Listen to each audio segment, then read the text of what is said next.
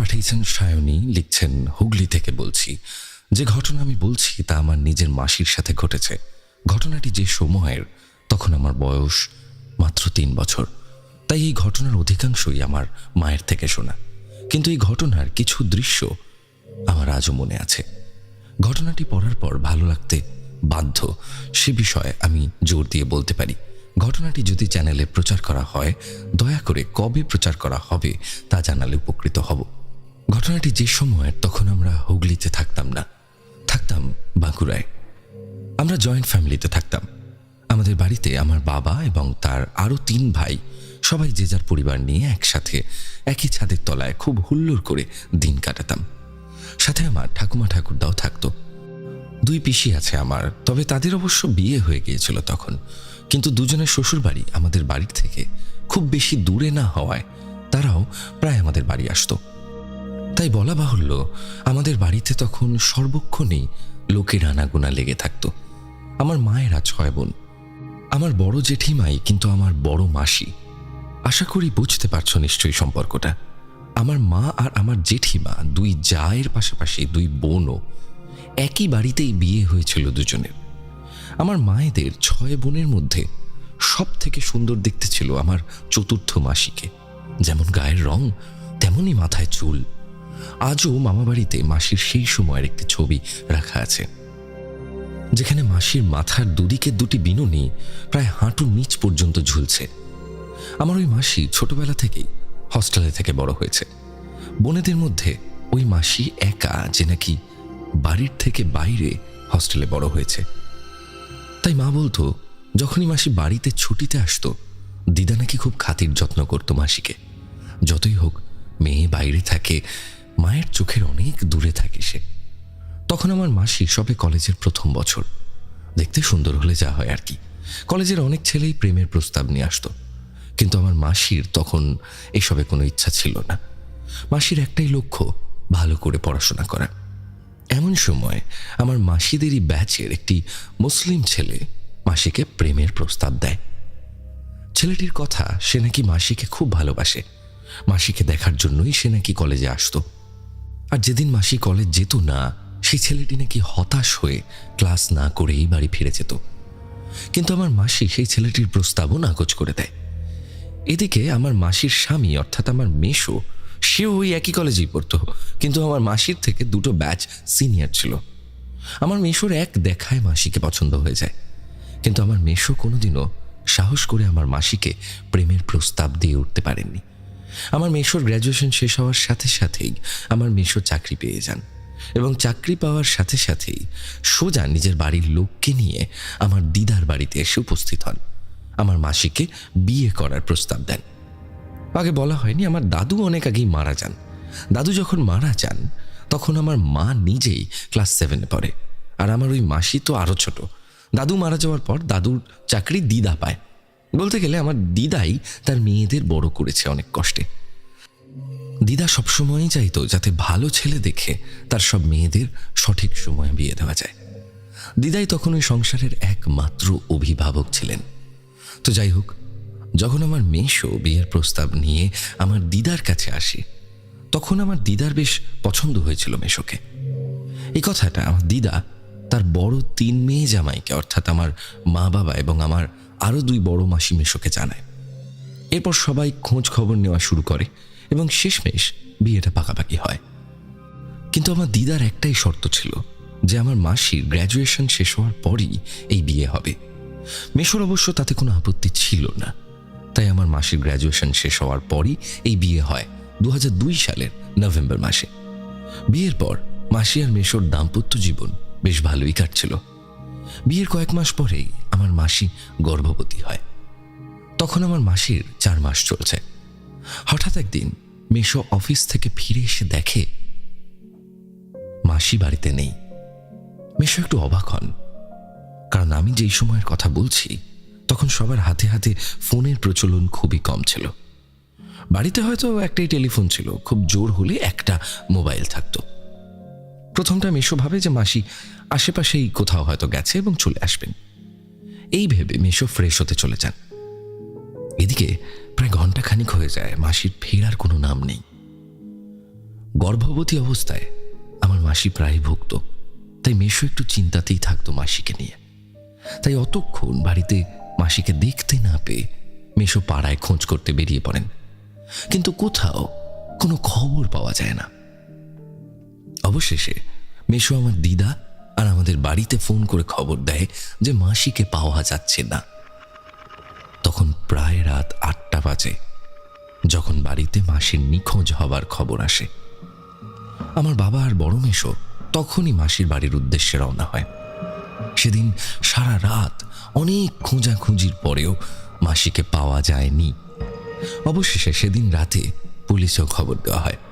এদিকে বাড়িতে সবাই চিন্তায় অস্থির। এরকম ভাবে কাউকে কিছু না জানিয়ে মাসি কোথায় যেতে পারে? অবশেষে পরের দিন বেলার দিকে আমার মেশোর ফোনে একটি ফোন আসে। ফোনটি এসেছিল স্টেশন মাস্টারের কাছ থেকে। উনি জানান মাসিরা যেই স্টেশনের অন্তর্গত শহরে থাকতো তার ঠিক 2টো স্টেশন আগের স্টেশনে মাসিকে নাকি আজ সকালেই বেহুঁশ অবস্থায় লোকজন উদ্ধার করেছেন। ওখানে লোকজন তাড়াতাড়ি মাসিকে স্টেশন মাস্টারের রুমে নিয়ে আসে এবং চোখে মুখে জল দিয়ে জ্ঞান ফেরানোর চেষ্টা করে। জ্ঞান ফেরার পর মাসি নাকি কিছুই বলার মতো পরিস্থিতিতে ছিল না। অনেক কষ্টে মেশোর নাম্বারটা মাসির কাছ থেকে জেনে স্টেশন মাস্টার মেশোকে ফোন করে খবর দেন। খবর পাওয়ার পরেই আমার মেশো, বাবা এবং বড় মেশো ওই স্টেশনে যায় এবং মাসিকে আমাদেরই বাড়িতে ফিরিয়ে আনা হয়। মাসির যেন কিছুই মনে ছিল না। কিভাবে মাসি ওখানে পৌঁছলো, কেনই বা গেল, কিছুই মাসি সেদিন বলতে পারেননি। কিন্তু সেদিন থেকেই মাসির ব্যবহারে প্রায় সবাই একটা অদ্ভুত পরিবর্তন লক্ষ্য করল। থেকেই মাসি কেমন যেন একটা অদ্ভুত ব্যবহার করত। নিজে নিজেই কথা বলতো, হাসতো, কি সব জানি বলতো যেগুলি কারোরই জানা ছিল না। আর প্রায় বাড়ি থেকে পালিয়ে যাওয়ার চেষ্টা করত। একদিকে মাসি গর্ভবতী, তার মধ্যে এই অবস্থা। সবকিছুকে দেখে বাড়ির সবাই মেশোকে বলল মাসিকে যাতে আমাদের বাড়িতেই রাখা হয়, কারণ নিজেদের বাড়িতে মাসি আর মেশো একা। মেশো কাজে চলে যাওয়ার পর মাসি যদি আবার কোথাও চলে যায় বা কোনো অঘটন ঘটিয়ে বসে, তাই আমাদের বাড়িতেই মাসিকে রাখা হলো। আমাদের বাড়িতে লোকের অভাব নেই, কেউ না কেউ সবসময় মাসিকে চোখে চোখে রাখতে পারবে। এইভাবে মাসির শরীর একটু একটু করে খারাপ হতে শুরু করলো। না খেতে চাইতো, না স্নান করতে চাইতো, কিছুই করতে চাইতো না। সারাদিন যেন একটা রুমে বসে কার সাথে গল্প করত, হাসতো, বাচ্চাদের মতো খেলতো। শেষমেশ আমার ঠাকুমা আর দিদা দুজনেরই ব্যাপারটা ভালো না ঠেকায় তারা আমাদের ওখানে এক ঝাড়ফুঁক করা ওঝাকে ব্যাপারটা জানায়। উনি একদিন আসেন বাড়িতে এবং একটা পুজোও করেন এবং মাসির হাতে একটি মাদুলি বেঁধে দেন যাতে মাসি নিজের বা তার হবু সন্তানের কোনো ক্ষতি না করতে পারে। ঠিক সেই দিনের পর থেকে আমার মাসির চেহারা, ব্যবহার সবকিছুতে আরো পরিবর্তন লক্ষ্য করা যায়। আগের থেকে মাসি অনেক বেশি উগ্র হয়ে উঠেছিল। মাসিকে আর আটকে রাখা যেত না বাড়িতে। একদিন তো প্রায় আমাদের বাড়ির সবাইকে ধাক্কা মেরে সরিয়ে ঠেলে বাড়ি থেকে বেরিয়ে যাওয়ার চেষ্টা করছিল মাসি। কোনো মতে সেদিন মাসিকে আটকানো হয়। 4 জন শক্ত সামর্থ্য মানুষও যেন মাসিকে ধরে আটকে রাখতে পারত না। মাসির গায়ে তখন এতটাই শক্তি এসে গিয়েছিল, মাসির শরীরে যেন মাসির একার নয়, যেন আরো কেউ আছে যে মাসিকে ভিতর থেকে এই শক্তি দিত। তারপর থেকে মাসিকে একটি রুমের জানলার সঙ্গে বেঁধে রাখা হতো চেইন দিয়ে। যেই মাসিকে খাওয়াতে বা জামা কাপড় বদলাতে বা অত বড় চুল আঁচড়ে দিতে যেত, মাসি তাকেই ক্ষতি করার চেষ্টা করত। একবার তো আমার বড় পিসিকে খুব বাজেভাবে হাতে কামড়ে ধরেছিল যখন পিসি চুল আঁচড়াতে গিয়েছিল। ওইভাবেই দিন কাটছিল। আমরা কি করব কিছুতেই বুঝে উঠতে পারছিলাম না। খালি তখন মাসি নয়, মাসির ভেতরে তার সন্তানও ছিল। বাড়ির সকলেরই যেন তখন এক দুশ্চিন্তায় দিন কাটত যে এই বুঝি মাসি আবার কাউকে আঘাত করে বসে, কিংবা আবার কোথাও পালিয়ে যায়। একদিন মাসিকে স্নান করানোর জন্য বাথরুমে নিয়ে আসে আমার মা আর বড় মাসি। আমাদের দেশের বাড়ির বাথরুমটা ছিল ঘরের বাইরের উঠোনের এক পাশে। হঠাৎ মা আর বড় মাসি মাসিকে নিয়ে বাথরুমে ঢুকতে যাবে এমন সময় মাসি এক প্রকার মা আর বড় মাসিকে ধাক্কা দিয়ে মাটিতে ফেলে ছুটে উঠোনের বাইরে বেরিয়ে যায়। তারপর মাসি রাস্তার দিকে ছুটতে থাকে। মাসির পেছনে আমার বাবা, আমার কাকু আর আমার বড় পিসির ছেলে, আমার বড়দা, তিনজন মিলে ছুটতে থাকে মাসিকে ধরার জন্য। মাসি পাড়ার রাস্তা দিয়ে ছুটতে ছুটতে মেইন রাস্তায় উঠে পড়ে এবং মেইন রাস্তার মাঝ বরাবর পাগলের মতো চিৎকার করতে করতে ছুটতে থাকে। একদিক দিয়ে গাড়ি আসছে আর উল্টো দিক থেকে মাসি ছুটছে গাড়ির দিকে। বাবার মুখে শুনেছি সে নাকি ভয়ানক দৃশ্য। বাবা ভেবেছিল সেদিন বোধহয় কোনো এক প্রকার অঘটন ঘটেই যেত। যাই হোক, সেদিন ওইভাবেই ছুটতে ছুটতে মাসি গাড়ির সামনে গিয়ে অজ্ঞান হয়ে পড়ে। গাড়িটাও ঠিক সময়ে ব্রেক দেওয়ায় মাসির ক্ষতি হয়নি কিছু। সেদিনের পর সবাই খুব আতঙ্কিত হয়ে পড়েছিল মাসিকে নিয়ে। আমার বাবার এক বন্ধু এই পুরো ঘটনা সেদিন রাস্তায় দাঁড়িয়ে দেখে। বাবার কাছে জানতে চায় হয়েছেটা কি। বাবা হতাশ হয়ে সব কথা বলেন ওনাকে। সব শুনে কাকু বাবাকে এক পীর বাবার কথা বলেন। উনি নাকি এইসব দোষ কাটাতে খুবই পারদর্শী। আমরা যেন অন্তত একবার হলেও মাসিকে ওনার কাছে নিয়ে যাই। ওই কাকু বাবাকে জোর দিয়ে এটাও বললেন যে একবার নিয়েই জানা, দেখবি বিফল হবি না। বাবা বাড়ির সবাইকে জানালেন। সবাই তখন এতটাই হতাশ হয়ে পড়েছিল যে পীর বাবার কথা শুনে যেন একটু আশার আলো দেখতে পেল। পরের দিনই সকালে সবাই মাসিকে ওই পীর বাবার কাছে নিয়ে যায়। ওই পীর বাবার কাছে মাসিকে নিয়ে গিয়ে সব বলার পর উনি বলেন মাসিকে যেন আমরা ছেড়ে দিই আর যেন ধরে না রাখি। ওনার কথা অনুযায়ী মাসি নিজেই আমাদের নিয়ে যাবে সেই সত্যির দিকে যা আমরা জানতে চাইছি। পীর বাবার কথা অনুযায়ী মাসিকে ছেড়ে দেওয়া হয়।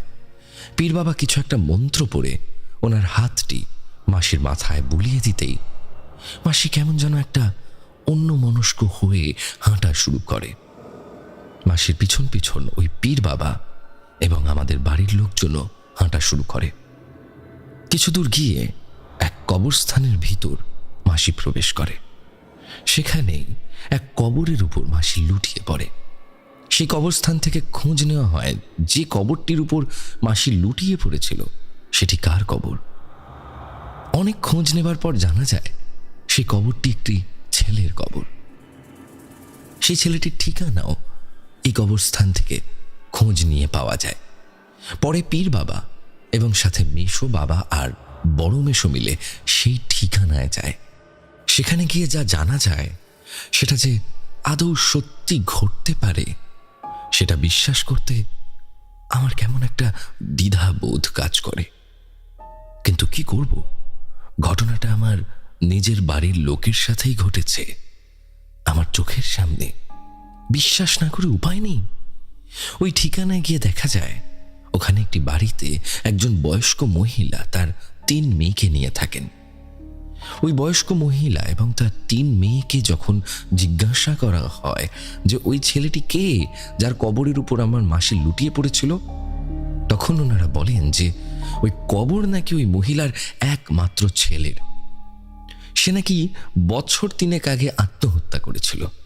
কিন্তু সেই ছেলের সাথে আমার মাসির কি সম্পর্ক সেটা তখনও কেউ বুঝতে পারছিল না। ঠিক সেই সময় ওই মহিলা এবং তার 3 মেয়ে আমাদের বাড়ির লোকের কাছে মাসির পরিচয় জানতে চায়। আমার মেশো মাসির নামটা বলার পরেই ওই মহিলার ছোট মেয়ে বলে ওঠে, আমি তো শুনেছি এই নামটা আগে। এই কথা শুনে ওই মহিলা তার ছোট মেয়েকে জিজ্ঞাসা করে, তুই কিভাবে শুনেছিস নামটা আগে? তখন সেই মেয়েটি বলা শুরু করে তার দাদা যে নাকি বছর 3 আগে আত্মহত্যা করেছিল, যার কবরের উপর আমার মাসি লুটিয়ে পড়েছিল, সেই দাদার মুখেই এই মেয়েটি আমার মাসির নাম শুনেছিল। মেয়েটি আরো বলল ওর দাদার সাথে ওর সম্পর্কটা নাকি অন্য দুই দিদির থেকেও আরো বেশি ঘনিষ্ঠ ছিল, কারণ তাদের বয়সের খুব একটা বেশি অন্তর ছিল না। তার দাদা যখন কলেজের প্রথম বর্ষে ভর্তি হলো, তখন তার দাদা একদিন এসে তাকে বলল কলেজের একটি মেয়েকে তার নাকি খুব পছন্দ হয়েছে। খালি পছন্দই নয়, সে নাকি খুব ভালোবেসে ফেলেছে মেয়েটিকে। সেই মেয়েটি আর কেউ নয়, সে আমার মাসি। ঘটনার শুরুতেই আমি যে মুসলমান ছেলেটির কথা বলেছিলাম, যে আমার মাসিকে প্রেমের প্রস্তাব দিয়েছিল, এই সেই ছেলে।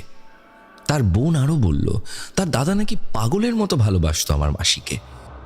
তার দাদা এসে বাড়িতে বলতো সে নাকি কলেজে যেত মাসিকে দেখবে বলেই। যেদিন মাসি যেত না, সেদিন হতাশ হয়ে সেও